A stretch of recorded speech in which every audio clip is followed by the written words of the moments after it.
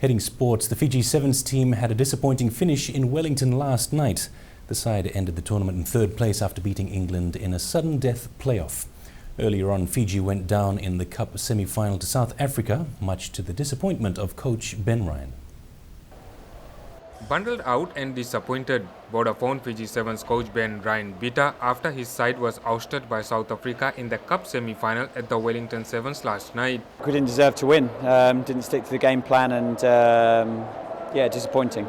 Riding high after 3 wins on day one, followed by a smashing win over Argentina in the Cup quarters, our side failed to fire against the Springbok Sevens. There were far too many errors, and some of them silly, which stood out against our team. So we said from the start, South Africa were going to score either penalties that we were going to give away or over-committing to the breakdown, and we did that at times on both occasions. And you can't afford to do that against South Africa. They keep the ball really well, and if you're not smart against them, then you're going to concede points. South Africa played a far more physical game and took the game to the Fijians. This unsettled the Islanders and fell off their game plan.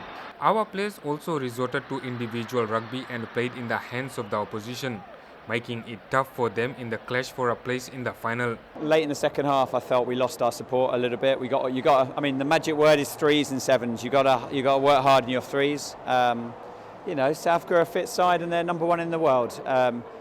It's fair play to them. But you always feel as though a bit frustrated when you don't feel as though you played as well as you could. And some of that's down to the opposition not allowing you to play, and some of it's down to us. I thought we chained past a little bit in the first half.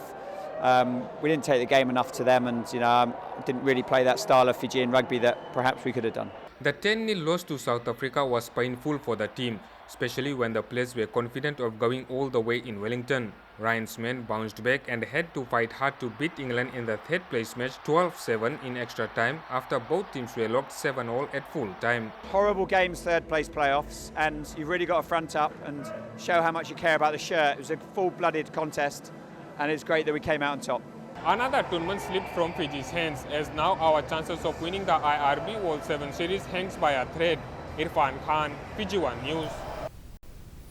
And New Zealand displayed great defence and convincingly beat South Africa 21-0 on home soil last night.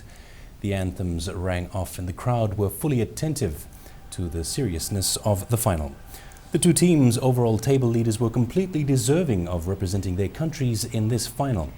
Tim Mickelson was the first to score a try for New Zealand. It didn't take long before Sherwin Stowers added his name to the scoreboard after a steal at line-out time. South Africa was clearly rattled by New Zealand's relentless pressure on both defence and attack. Stowers again crossed the white line after linking beautifully with Bryce Heem to score. A swarm of black continued to engulf the South Africans, who looked stunned out of the final before half-time. 3 successful conversions to Gillies Kaka in the opening exchanges were incredibly valuable also. The 21-0 at half-time held right through to the final whistle. Australia was trailing 10-0 and came from behind to beat Canada 12-10 in the final of the plate. Returning captain Ed Jenkins scored the decisive try and Cameron Clark kicked the all-important conversion as they collected 13 series points. Collins Injera scored twice as Kenya beat Scotland 24-14 to lift the bowl. USA collected the shield as they won 28-12 against Spain in the final, with Carlin Isles scoring 2 in the victory. New Zealand has once again taken the lead on the points table following their impressive victory over South Africa last night. After bagging 22 points, New Zealand now has a total of 99 points, just 2 points ahead of South Africa. Fiji is in third place with 73 points, with England and Australia in fourth and fifth place respectively. Meanwhile, the IRB has confirmed the pool draw for the next leg of the HSBC Sevens World Series, the Tokyo Sevens in Japan.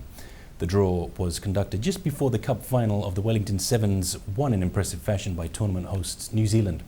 After their 21-0 Cup final win, New Zealand head Pool A with matches against Canada, Wales and Portugal. Wellington runners-up South Africa head Pool B and have drawn matches against Argentina, Kenya and the hosts Japan. Fiji beat England to finish third in Wellington and head Pool C as a result, with matches against Pacific rivals Samoa, France and USA. England head Pool D and face matches against Australia, Scotland and Spain. The Tokyo Sevens will be held on the 22nd and 23rd of March. Here at home, several revelations have surfaced after the Fiji Rugby Union special general meeting of the Fiji Rugby Union yesterday. Among these, FRU needs an additional $2 million annually to effectively function, and debts owing by the union have been made public. Selina Navuso has the details. Running an organization such as the Fiji Rugby Union is not an easy task. And since the new board took over in May last year, the FRU is steadily making progress. After a review by the new board, 4 main areas were identified that needed urgent attention. We realized that there was financial difficulties within Fiji Rugby Union, and we needed to address the issue of financial viability. Wangabada adds that the new $40 million sponsorship deal signed last week has brought about relief, and it is now time for the organization to deliver the goods. We have now addressed partly the issue of financial viability through the sponsorship that we have secured. FRU needs approximately $10 million annually to function effectively, and they are in the final stages of getting 3 more sponsors on board to help cover their costs. We are also negotiating with Fiji Water, and there is positive signs that they will come through as well. We are also negotiating with Coca-Cola, and that is also looking positive at this stage. The chairman also highlighted that they have also managed to significantly reduce their debt to sports apparel company Cougar. When we came into power, we found out that there was a debt of 410 Australian dollars that we owed to the company that provided us with our team's uniforms. We have managed to reduce that debt, and we have paid back 224,000 in Australian dollars. Selina Navuso, Fiji One News. On to other sports now, and Meli Malani, a Morris Brothers High School student, last night won a gold medal in the Queensland Swimming Championships. Malani won the 50 metres freestyle in a personal best time of 24.3 seconds. He was competing in the 17 and 18-year-old category. This morning he also swam the 50-metre breaststroke event and broke a 9-year-old Fiji swimming national record set in 2005.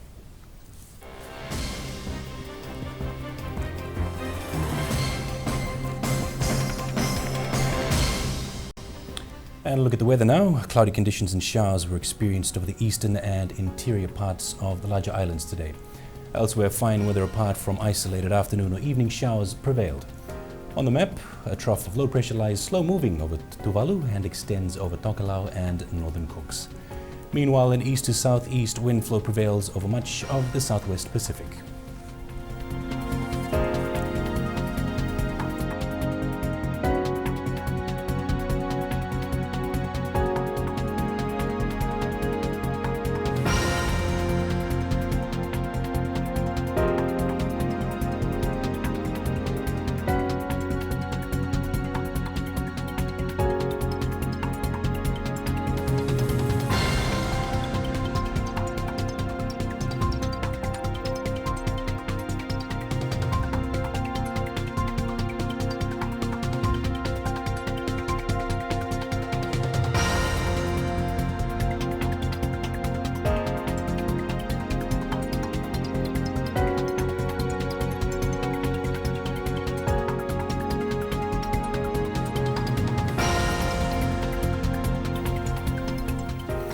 A recap of tonight's headlines. Health Minister orders investigation into the death of an 18-year-old at CWM Hospital. Lands Ministry to look into illegal subdivision of agricultural land. And National Sevens coach Ben Ryan disappointed with Cup semi-final loss. And before I go, a quick reminder, you can also get news headlines direct to your mobile phone. To subscribe, simply text SUB space FTV News to 777 and you'll receive your news and sports headlines via SMS. Charges apply, but you can also visit our website for terms and conditions. That's Fiji One News. Have a great week ahead. Good evening.